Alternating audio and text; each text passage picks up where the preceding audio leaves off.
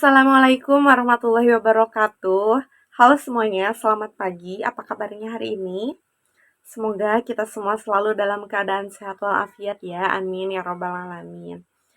Mohon maaf, pembelajaran kali ini kita masih daring karena satu dan lain hal. Semoga ini tidak menyurutkan semangat kita untuk terus sama-sama belajar ya. Baik, hari ini kita masih ada di bab 2, yaitu tentang Asmaul Husna. Di pertemuan sebelumnya, kita sudah membahas apa itu Al-Afu dan apa itu Al-Ghaffar. Nah, di pertemuan kali ini kita akan membahas apa itu Al-Wahid dan apa itu As-Samad. Yang pertama yaitu Al-Wahid. Tentu kita sudah pernah mendengar kata Al-Wahid. Apa arti Al-Wahid? Al-Wahid artinya yang maha tunggal. Tunggal itu apa? Tunggal itu satu. Satu yang tidak ada duanya, tidak ada tiganya. Satu yang tunggal. Satu yang sendirian. Jadi Allah Al-Wahid itu artinya Allah yang maha tunggal. Allah adalah zat yang maha tunggal. Tentu juga kita pasti pernah membaca atau setidaknya mendengar kata Al-Wahid dalam Al-Quran. Nah, Allah berfirman dalam Quran surah Al-Baqarah ayat 163 yang bunyinya A'udzu billahi minasyaitonir rajim. Bismillahirrahmanirrahim. Wa ilahukum ilahu wahid. La ilaha illa huwa rahmanur rahim. Shadaqallahul azim. Yang artinya, dan Tuhanmu adalah Tuhan yang satu. Tiada Tuhan selain Dia, yang maha pengasih, maha penyayang. Quran surah Al-Baqarah ayat 163. Nah, setelah kita tahu apa arti Al-Wahid, apa firman Allah tentang Al-Wahid, kemudian bagaimana cara kita mengimaninya? Iman itu apa? Iman itu percaya.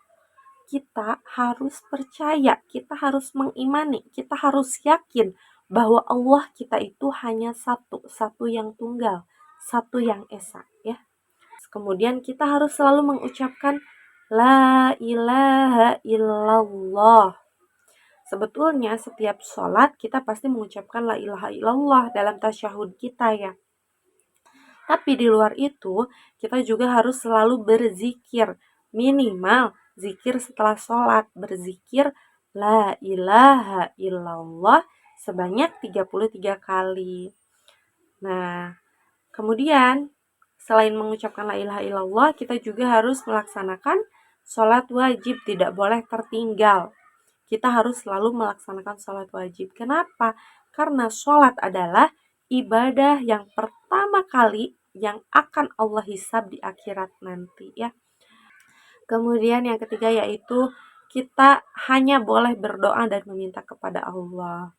Selanjutnya kita harus selalu menghindari perbuatan atau ucapan yang mengarah kepada kemusyrikan. Musyrik itu apa? Musyrik itu menduakan Allah. Musyrik itu menduakan Allah dan kita harus menghindari sekecil apapun perbuatan atau ucapan yang mengarah pada menyekutukan Allah atau kemusyrikan itu ya. Selanjutnya yaitu kita harus selalu fokus kepada satu tujuan yang ingin dicapai. Misalnya, tujuan hidup kita ini apa? Coba tanya sama diri kamu sendiri. Kamu hidup itu untuk apa? Tujuannya apa? Kita, manusia, itu tujuannya akhirat.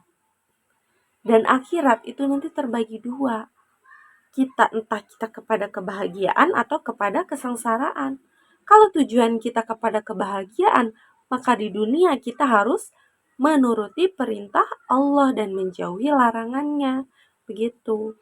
Diawali dari apa? Diawali dari iman, percaya kepada Allah. Itu tentang Al-Wahid.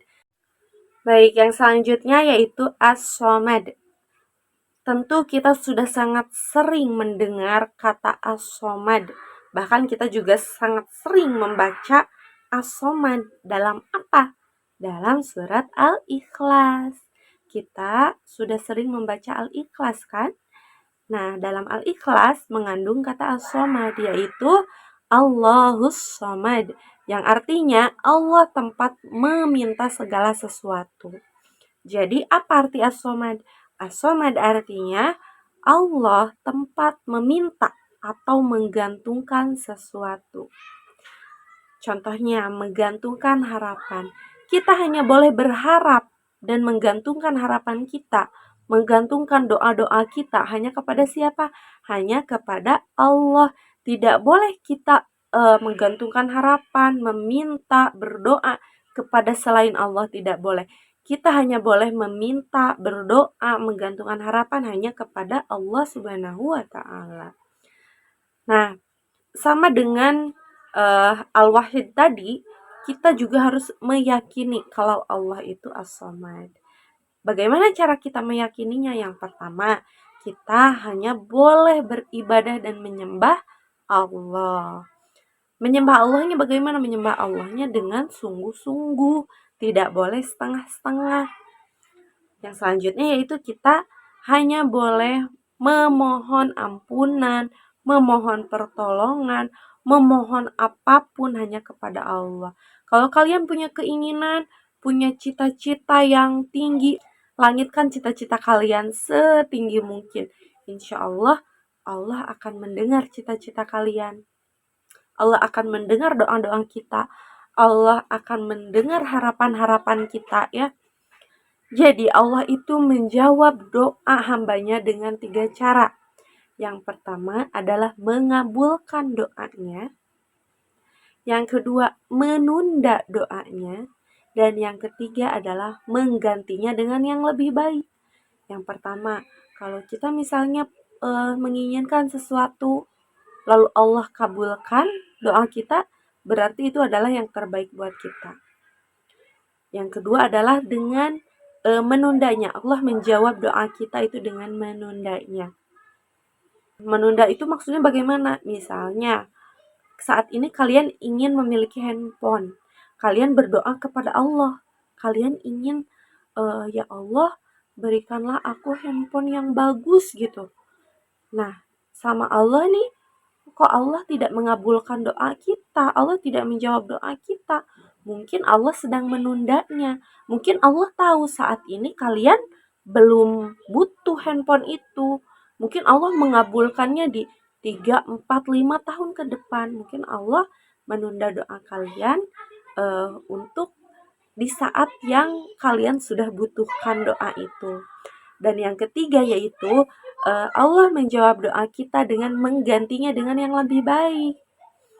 Mungkin Allah tidak mengabulkan doa kalian, tetapi Allah menggantinya dengan hal yang lebih baik. Karena kita harus percaya kalau Allah itu adalah sebaik-baiknya perencana. Begitulah tentang As-Somad. Selanjutnya, di minggu kemarin kalian sudah mencatat bagaimana cara Allah mengampuni dosa kita. Allah itu tidak akan mengampuni dosa hambanya apabila hambanya tidak bertaubat. Bertaubat ya. Jadi Allah akan mengampuni kesalahan kita. Allah akan menghapuskan dosa-dosa kita itu apabila kitanya mau bertaubat kepada Allah ya. Sebesar apapun dosa kita, seluas apapun dosa kita, Allah pasti akan mengampuni dosa kita asal kitanya mau bertaubat. Nah, syarat untuk mendapatkan ampunan Allah itu bagaimana? Yang pertama itu tadi taubat. Taubat itu bagaimana? Caranya salat taubat, beristighfar, meminta ampunan kepada Allah. Lalu yang kedua, meninggalkan kemaksiatan yang pernah dilakukan. Lalu yang kedua, kita harus menyesali dengan sangat perbuatan dosa yang telah kita lakukan itu. Yang selanjutnya, kita harus berniat dan bertekad untuk bertaubat kepada Allah dengan sungguh-sungguh dan benar-benar. Yang selanjutnya, kita harus mendapat maaf dari orang yang pernah kita sakiti hatinya, baik hati, baik fisik. Kita harus mendapatkan maaf dari orang tersebut, baru Allah akan mengampuni dosa kita. Begitulah yang dapat Ibu sampaikan. Nah, itulah bab 2 sudah kita bahas semuanya. Semoga dapat. Nah, itulah bab 2 yang Nah, sekian dari Ibu, itulah bab 2 sudah kita bahas semuanya. Sekarang kembali ke grup diskusi, lalu kerjakan soal yang sudah Ibu berikan.